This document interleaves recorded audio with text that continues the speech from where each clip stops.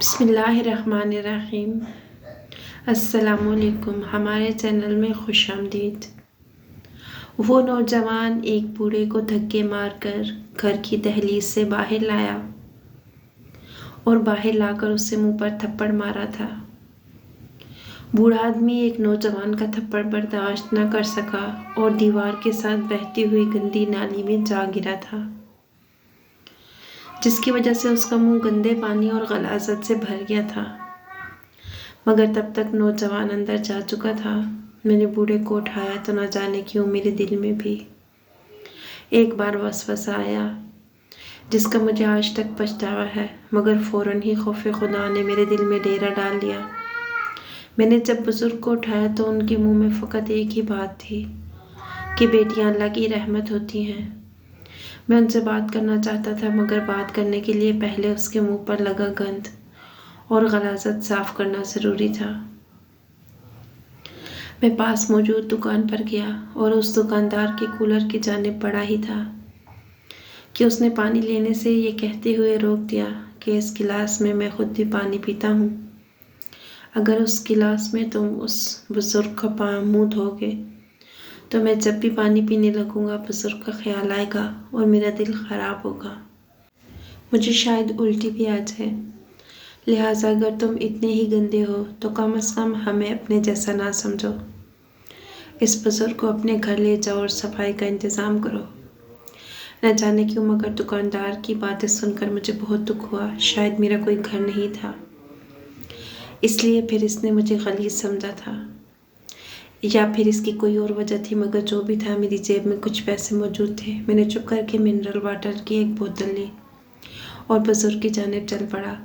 मैंने ज़िंदगी में बहुत गुनाह किए, शायद मेरा अंजाम इस बुज़ुर्ग से भी बदतर होगा। मेरा अल्लाह मुझ समेत पूरी उम्मत मुस्लिमा को माफ़ करे और हिदायत दे। मैं भी दुनिया में इबरत का निशान बनाया जाऊंगा। हो सकता है मुझे इन बुज़ुर्ग से हमदर्दी इसी वजह से हो, मगर इस मौका पर मेरे दिल में सिर्फ बुज़ुर्ग की और अपनी हैसियत मखलूक खुदा की थी। और मैं अशरफुल मखलूक़ात होने के नाते उन बुज़ुर्ग की खिदमत करके और उस पर रहम करके अल्लाह की रज़ा और रहम को तलब कर रहा था। खैर, मैं पानी लेकर पहुंचा तो एक 7 साल की बच्ची ने बाबा जी का चेहरा अपने छोटे से दुपट्टे से बहुत हद तक साफ कर रखा था। मैंने पहुंचने के फ़ौरन बाद बाबा जी का मुंह अपने हाथों से धोया और जब बाबा जी का मुंह साफ हो गया तो मासूम बच्ची ने मुझसे नाम पूछा।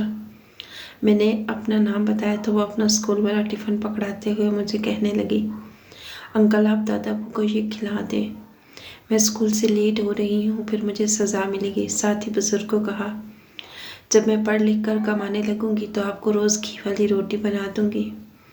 अभी आप ना मांगा करें। और उन बुज़ुर्ग को मुँह चूम कर स्कूल चली गई। बुज़ुर्ग उस मासूम बच्ची को पीछे से देखते हुए एक ही फिक्रा दोहरा रहे थे कि बेटियां अल्लाह की रहमत होती हैं।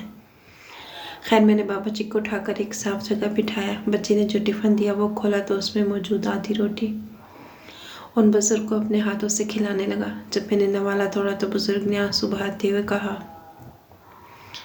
मेरी मासूम बच्ची स्कूल भूखी रहेगी, ये खाना उसी को दिया, मैं समझूंगा मैंने खा लिया। मगर मैंने ये कहते हुए वो खाना बुज़ुर्ग को खिला दिया कि मैं बच्चे के लिए दुकान से कुछ ख़रीद कर दे आऊँगा। जब बुज़ुर्ग खाना खा चुके तो मैंने उनसे उनकी आपबीती सुनना चाहिए, जो कि उन्होंने यूँ सुनाई। आप भी उनकी ज़बानी सुने। बेटा, मैं इस गांव का सबसे बड़ा ज़मींदार था। अल्लाह ने मुझे पहली औलाद बेटा दिया तो मैं बहुत खुश हुआ। मैंने सारे गांव में मीठा तकसीम करवाया। मुझे बड़े बड़े वडेरों ने मुबारकबाद दी। मैंने एक बहुत बड़े जश्न का एहतमाम किया जिसमें शराब, शबाब और कबाब तीनों चीज़ों की कमी न थी। मेरे बेटे की पैदाइश से न कभी पहले और न बाद में कोई इतनी खुशी मना सका। खैर, जब दूसरी बार मेरे घर औलाद पैदा हुई तो वो बेटी थी। मैंने बेटी के पैदा होते ही बेगम से कहा, या मुझसे तलाक ले लो या फिर इससे कत्ल करो। मुझे बेटी ज़ात से नफ़रत थी। मुझे लगता था कि वो मेरी जायदाद गैरों को देगी, मेरे बेटे का हक छीन कर अपने शोहर और बच्चों की झोली में डाल देगी। मुझे लगता था बेटी पैदा होने की वजह से लोग मेरी मर्दानगी पर शक करेंगे। पता नहीं क्यों, मगर मुझे यकीन था कि ये बेटी मेरे ज़वाल की वजह बनेगी। मगर मैं गलत था। इसलिए बेटी के पैदा होते ही हम दोनों मियाँ बीवी में बहस शुरू हो गई। जब मेरी बीवी दोनों बातों पर मुत्तफिक ना हुई और मुझे वास्ते मिन्नतें और दलीलें देने लगी, तो मेरे जहन में एक तरकीब आई। चुपचाप वज़ू करने के बहाने उठा, जाकर मुंह हाथ धोया, खुद को तसल्ली दी। थोड़ी देर सोचा, फिर मुकम्मल वज़ू किया। आकर बेगम से कहा, बेटी मुझे पकड़ाओ, मैं उसके कान में आज़ान दूँ। मेरी बीवी को मुझ पर यकीन न था। उसने मुझे ये कहकर बेटी पकड़ाने से इनकार कर दिया कि आज़ान सुबह मेरा भाई दे देगा। जब बेगम ने इनकार किया तो मैंने ज़बरदस्ती बेगम के पहलू से बच्ची को उठा लिया, जो पहले हाथ पाँव चला रही थी मगर मेरी गिरफ्त में आते ही शायद सहम गई। मैंने मुंह मगरिब की तरफ करके बेटी के कान में आज़ान देना शुरू की। आज़ान के अल्फाज सुनकर मेरी बेगम मुतमईन हो गई, मगर जब आज़ान मुकम्मल हो गई तो मैंने जानबूझकर बेटी बेगम को पकड़ाने के बहाने हवा में ही छोड़ दी। मेरी बेटी मेरे हाथों से निकलने के बाद बहुत ज़ोर से ज़मीन से टकराई और शायद तब ही अल्लाह को प्यारी हो गई। मगर बेगम के शोर मचाने पर मैं ताकने वाले को बुलाने गया। जानबूझकर लेट पहुंचा ताकि अगर बच्चे में कोई सांस अटकी है तो वो भी ख़त्म हो जाए। जब मैं तांगे वाले को लेकर घर आया तो मेरी बेटी की जान निकल चुकी थी। मेरी बेगम ने हकारत, ताअस्सुफ़ और आंसू भरी नज़र मुझ पर डाली। मैंने बेगम का शोर सुनकर आ जाने वाली औरतों को कहा, आज़ान देकर बेटी बेगम को पकड़ाई तो बेगम के हाथों से गिर गई।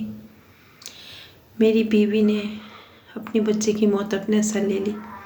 इसके बाद जितना अरसा मेरी बेगम जिंदा रही, लाख जतन करने के बावजूद मैं उससे पहले की तरह खुश ना रख सका। ना कभी इस बेटी के बाद कोई औलाद हुई। अगर मैं कभी बेगम से इस मौजू पर बात करता तो वो फ़कत इतना कहकर खामोश करा देती, तुमने अल्लाह की तरफ से भेजी गई अल्लाह की रहमत को ठुकरा कर अल्लाह को वापस मोड़ दिया। अब तुम्हारे घर में रहमत होना मुमकिन नहीं। मैं ये जवाब सुनकर अंदर तक लरस जाता और चुपचाप अपने बेटे को सीने से लगाकर अपना दिल बहलाता। मैंने इतना प्यार अपने बेटे को दिया है, अगर सांप को भी देता तो वो भी मेरा वफादार होता। मगर मेरा बेटा बेवफा निकला। जब थोड़ा जवान हुआ तो पलट कर मुझे जवाब देने लगा। जब कुछ और वक्त गुजरा तो गाली गलौज करने लगा, और जब इसकी शादी हुई तो इसकी माँ मर गई। बाद में इसने मुझसे हाथ उठा लिया, नशा करने लगा, सारी ज़मीन जायदाद बेच दी जो मैंने उसे दी। मेरे बेटे ने वही ज़मीन गैरों को बेच दी जो बेटी के हिस्से की सूरत में मेरे बेटे से छीनकर गैरों में जाने के डर से मैंने अपनी बेटी को पैदा होते ही अपने हाथों से कत्ल कर दिया था। मेरी बेटी ज़िंदा होती तो शायद सिर्फ अपना हिस्सा ले जाती, या कम से कम इसका हिस्सा बिकने से तो बच जाता। मेरे जालिम बेटे ने मेरे जीते जी सारी जायदाद नशे में लगकर बर्बाद कर दी। अगर मैं कभी इसकी अच्छाई के लिए कोई बात करूं तो मुझे पीटना शुरू कर देता है। मगर जब मेरा बेटा मुझे पीटता है तो मेरी पोती अपने माँ बाप से चोरी आकर अपने मासूम हाथों से मेरी चोटों पर मरहम रखती है। और जब मेरी पोती ये काम कर रही होती है तो मैं उस वक़्त इस बात की गवाही देता हूँ कि बेटियाँ अल्लाह की रहमत होती हैं। अगर कोई आदमी रहमत को ठुकरा कर नेमत पाएगा तो यकीन करो वही नेमत उसके लिए वबाल बन जाएगी। आखिर में बाबा जी ने रोते हुए बताया, फ़कत मेरे बेटे ने मुझे आज इस बात पर पीटा है कि मैंने कहा था मुझसे सूखी रोटी नहीं खाई जाती, मुझे घी वाली नरम रोटी बना कर दिया करो। अभी मेरी बात ख़त्म ही नहीं हुई थी कि मेरे बेटे ने मेरे मुंह के सामने से वो रोटी भी उठा ली और मुझे पीटना शुरू कर दिया। बेटा, मैं अपनी पोती से बहुत प्यार करता हूँ। मैं अपनी बेटी के हिस्से का प्यार भी अपनी पोती से करता हूँ। मैं अपने किए पर बहुत शर्मिंदा हूँ बेटा। मैं ये मानता हूँ कि बेटियाँ भी अल्लाह ने जायदाद में वारिस बनाई हैं। मैं ये भी जानता हूँ कि बेटियों को दी गई जायदाद बेटियों का हक होता है, बेटियों पर हमारा एहसान नहीं होता। मैं ये भी मानता हूँ कि बेटियाँ गैर नहीं होती, मगर फिर भी मेरे दिल में पछतावा नहीं जाता। मैं क्या करूँ, मेरे पास बाबा जी के सवाल का कोई जवाब न था। मैंने उनसे पूछा वो यहाँ रहना चाहते हैं या मैं उन्हें किसी फलाही इदारे में छोड़ाऊँ, तो उन्होंने रोते हुए कहा, मेरी ख्वाहिश है मैं अपनी मासूम बेगुनाह बेटी के साथ दफन हूँ, इसके लिए मेरा यहाँ ही मरना ज़रूरी है।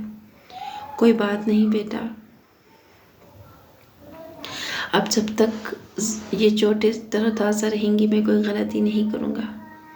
आप बस जाते हुए मेरी पोती को कुछ ले देना। मैं बाबा जी की पोती और उसके स्कूल का नाम पूछकर वहाँ से चल दिया था। अफसोस होता है उन लोगों पर जो अल्लाह की दी हुई रहमत से मायूस होते हैं और नफ़रत करते हैं। अल्लाह ताला हम सबको बेटियों से मोहब्बत करने की तौफीक अता फरमाए और अल्लाह की रहमत को दिल से कबूल करने की तौफीक अता फरमाए, आमीन।